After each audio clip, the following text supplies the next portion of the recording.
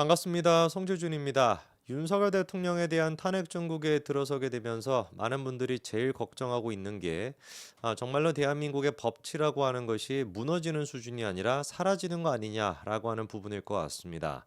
박근혜 전 대통령 8년 전에 탄핵 때도 얼마나 진짜 마녀사냥식으로 인민과 때법을 통해 가지고 법과 절차가 무시되는지를 우리가 겪었었는데 그로부터 거의 뭐한 10년 가까이 지금 지난 거 아니겠습니까? 그럼에도 불구하고 대한민국은 여전히 똑같은 상태에 놓여 있는 것 같습니다. 아니, 더 이제는 대놓고 그런 모습을 보여주고 있는 것 같습니다. 헌재도 마찬가지고요. 그리고 또 사법부도 마찬가지고요. 우리가 지금 사실상 믿을 수 있는 거는 대법원밖에 없지 않냐라는 생각이 듭니다. 조희대 대법원장이 있는 그 대법원에서 그나마 지금까지 굉장히 상식적인 모습을 보여줬죠. 근데 그것도 뭐 너무나 당연한 얘기를 조희대 대법원장이 지금까지 해왔기 때문에 이거를 뭐 상식적이다라고 얘기하는 게 맞는가 싶은데 재판이 지연돼서는 안 된다. 너무 맞는 얘기 아닙니까? 재판이 지연되면 되겠습니까?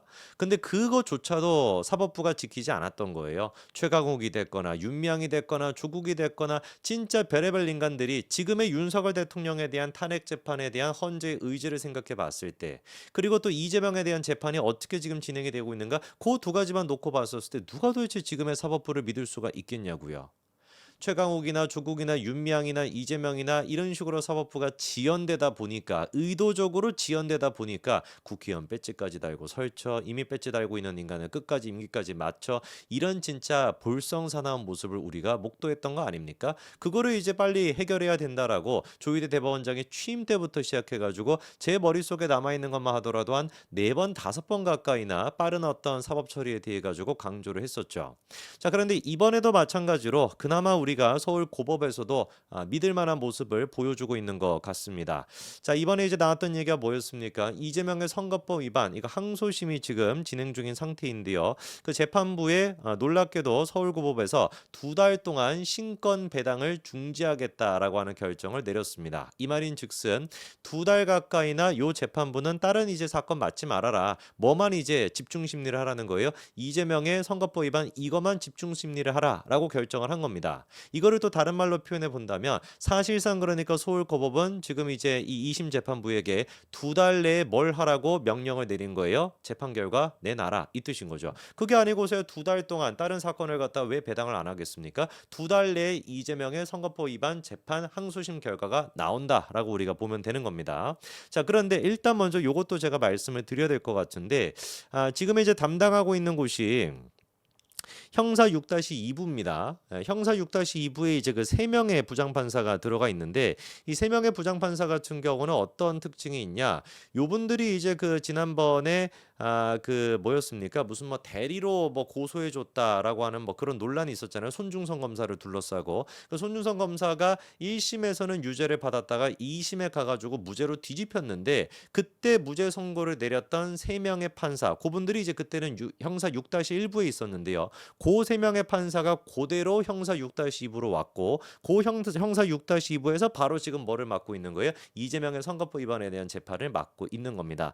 눈에 띄는 것 같은 경우는 형사 6-2부에서 먼저 재판부가 배당 중지를 요청을 한 거예요. 우리가 다른 사건을 맡게 된다면 이재명에 대한 선거법 위반 재판이 또 늦어질 수가 있으니까 우리 재판부에는 다른 사건 배당해 주지 마십시오라는 식으로 서울고법에 요청을 했고 이게 굉장히 좀 복잡한 과정이라고 합니다. 왜냐하면 생각해 보세요. 아니 뭐 우리한테 그거 주지 마세요라고 한다 그래가지고 대한민국이 갑자기 깨끗해지는 게 아니잖아요. 범죄자들이 갑자기 그래 그러면 이재명의 선거법 위반을 위해 가지고 내가 죄를 안 지어야 되겠다 이러는 게 아니지 않습니까? 계속해가지고 사건은 들어오게 되는 것인데 형사 6-2부에서 다른 사건 배당을 안 받게 된다면 형사 6-1부나 6-3부에 배당되는 건수가 늘어날 수밖에 없잖아요. 그러니까 다른 이제 그 재판부에도 동의를 또 받아야 될 정도로 굉장히 복잡한 과정이라고 하더라고요. 자, 그런데 이번에 형사 6-1부나 6-3부 같은 경우도 전부 다 이제 모두 배당이 중지가 되는 그런 결정을 내림으로써 사실상 형사 6부는 완벽하게 지금 어떻게 돼 있는 겁니까? 형사 6-1부에 정재호 부장판사가 있고 6-3부에 이해슬 부장판사가 있는데 요게 이제 한 세트로 해가지고 이재명의 선거법 위반을 맞는 것인데 여기에 다른 재판부도 동의를 해줘가지고 완벽하게 이번에 다른 사건 맞지 않고 이재명의 선거법 위반만 맞게 된 겁니다. 재판부가 먼저 이거를 배당 중지를 요청했다라는 걸 보더라도 지금 형사 6부에서 엄청난 의지를 가지고 이재명의 선거법 위반을 하겠다라는 걸 알 수가 있는 것이죠. 자, 그러다 보니까 이제 우리가 현실적으로 좀 따져봐야 되는 게 타임 테이블을 좀 봐야 됩니다.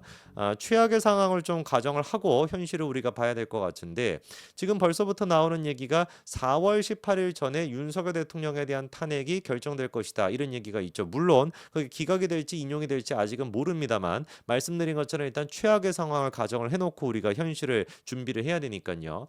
만약에 4월 18일 전에 윤석열 대통령에 대한 탄핵이 인용이 된다라고 한다면 6월 초중순 정도 즈음에 이제 조기 대선이 열리게 되는 겁니다. 그리고 왜 하필이면 4월 18일이냐라고 하신다면은 그때 이제 현재 헌재의 헌법재판소장 권한대행을 맡고 있는 문영배, 그다음에 또 이미선 재판관 두 사람의 이제 임기가 4월 18일에 끝나게 되거든요. 그럼 현재 지금 8명인데 2명이 빠지게 되니까 6인 체제가 되게 되는데 6인 체제 같은 경우는 대통령에 대한 탄핵 결정을 내리는데 법률적인 문제가 많다라는 지적이 있거든요. 그러다 보니까 헌재 입장에서도 당연히 4월 18일에 임기가 끝나기 전에 탄핵에 대한 결정 여부를 내릴 가능성이 높다는 거죠. 박근혜 전 대통령 케이스 때도 그랬습니다. 그때 한 명의 재판관의 임기가 이제 한 언제쯤 좀 끝난다 그래가지고 그 전에 2주 전인가 결정을 내렸었거든요. 자, 그래서 4월 18일 전에 그렇게 결정이 나올 가능성이 높고요. 만약에 인용이 된다라고 한다면 6월 중순 정도에 초중순 사이에 이제 조기 대선이 열리는데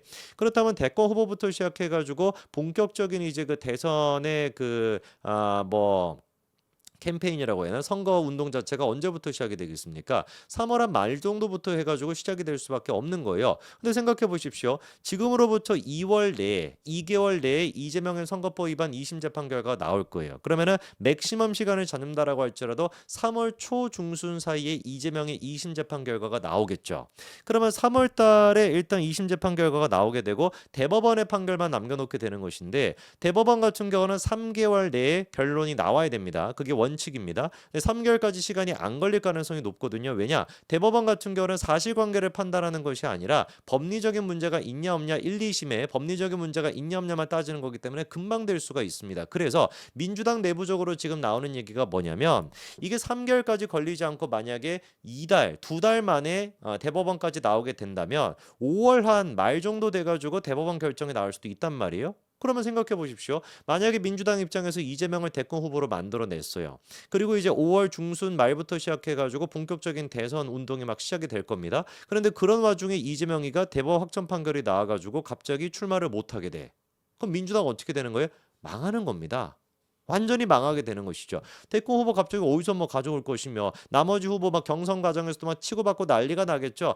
김부겸이나 이래도 나온다라고 친다면은 경선 내내 뭐라고 하겠습니까? 이재명 당신 이거 선거법 위반 2심 재판 결과까지도 유죄가 나왔고 대법원 판단 조금 있으면 나올 수도 있는데 이거 어떤 식으로 대처할 것이냐라든지 아니면은 또 다른 친명 정청래 같은 애들이 나와가지고 내가 혹시 모를 사태를 대비해가지고 이재명이가 혹시 결의가 되는 그런 상태를 갖다가 내가 대비해가지고 내가 나서겠다 이런 사람들이 있을 수도 있습니다. 그리고 나중에 이재명이가 정리가 됐었을 때 이재명을 지지하고 있는 사람들이 고스란히 친문 쪽이나 김부겸이나 이런 사람들을 지지할 수 있을까요? 그 개딸들이 그렇지가 않다라는 겁니다. 그러다 보니까 이번에 재판부가 2개월 내에 이렇게 2심 재판 결과를 내겠다라는 의지를 비춘 것이 그 정도로 큰 의미가 있다라는 것이죠. 민주당 같은 경우는 그래서 지금이야 좋은 것처럼 난리를 치고 있지만 사실 그렇게 분위기가 좋지도 않습니다. 최근 나왔던 MBS 여론조사 결과에 따르면 결국에 민주당과 국민의힘의 지지율이 역전되지 않았습니까? 지지율도 역전이 돼. 이재명의 그리고 대선 지지율 같은 경우도 30%대가 깨졌다. 이런 여론조사도 있거든요.